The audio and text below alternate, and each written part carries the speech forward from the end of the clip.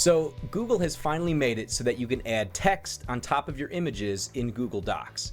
And this doesn't involve the insert drawing hack that you may have used before. This is an actual feature that Google integrated into Docs.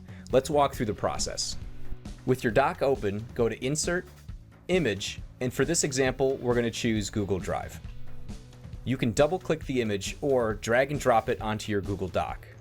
With the image selected, on the toolbar at the bottom, choose Behind Text. You can now move this image anywhere on your doc and it'll appear behind the text.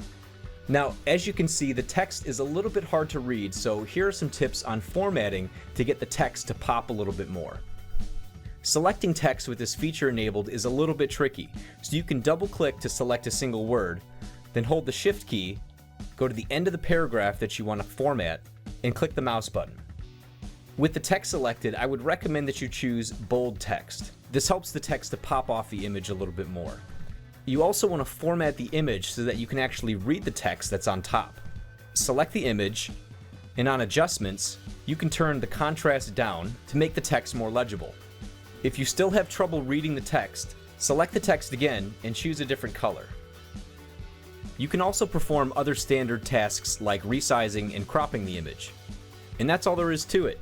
Now, when you move the image on the page, you want to keep in mind that there are margins to the page, so if you plan to print this document, it might not print exactly how you see it on the screen.